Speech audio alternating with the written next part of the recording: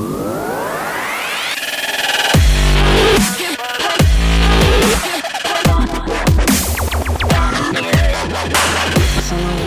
dan salam sejahtera guys. Saya Adam daripada Tech. Okey guys, hari ni kita ada satu barang panas, barang panas. Tapi panas tu tak apa panas lah juga sebab sekarang dah suam-suam sikit. Okey, barang dia adalah Google Pixel 4a.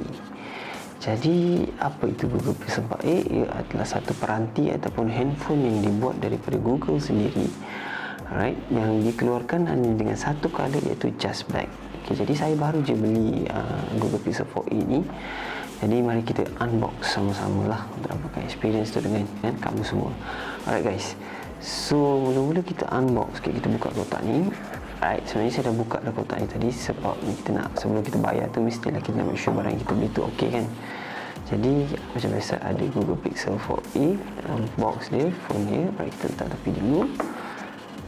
Kemudian kita ada paperwork dia, Google punya paperwork, dan macam biasa SIM ejector ataupun tempat tukar SIM cocok tu.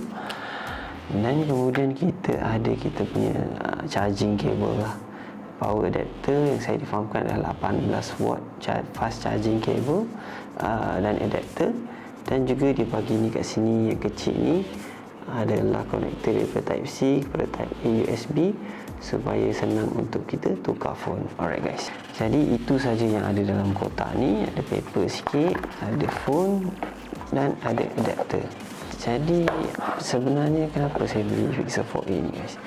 Okay, seperti mana yang kita fahamkan adalah Pixel 4a ni tak dijual oleh Google sendiri. Maksudnya company Google tu dia tak jual Pixel 4a ni dekat Malaysia. Dia jual dekat Singapura, dekat Amerika, dekat US. Jadi kita terpaksa beli dari negara-negara luar untuk dapatkan phone ni. Jadi kebanyakan yang Malaysia ni kita import daripada Singapura lah. Alright, jadi sebagai penggemar Android atau pengguna Android, ramai yang nak rasakan stop experience daripada Google sendirilah.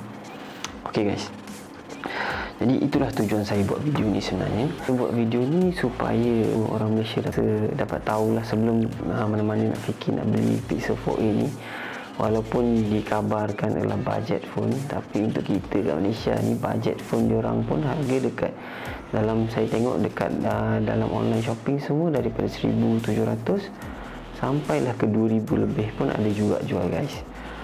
So tak budget sangat lah compare dengan phone-phone dari China yang harga 500-600. Jadi tujuan saya buat video ni adalah untuk bagi review yang jujur daripada saya bila saya gunakan phone ni. Apakah pengalaman yang saya dapat ataupun apakah kelebihan dan kekurangan daripada phone ni sebagai pengguna di Malaysia. Saya baru je buka kotak ni, saya tak cuba lagi dia punya apa kelebihan dia, apa kekurangan dia. Adakah ia berbaloi? Adakah Pixel 4a ni boleh dipakai di Malaysia dan tak ada apa-apa masalah memandangkan phone ni tak dijual di Malaysia. Okay guys, sekian saja dari saya, Tech, dan jangan lupa like dan subscribe ya. Saya akan guna dulu phone ni dalam seminggu dan saya akan kembali balik dengan apa kelebihan dan kekurangan phone ni dengan video seterusnya untuk tahu apa kelebihan dan kekurangan Google Pixel ni. Saya akan masukkan SIM card saya dan saya akan gunakan phone ini sebagai daily driver saya. Ok guys, itu saja daripada saya, Tech. Sekian, Assalamualaikum dan salam sejahtera.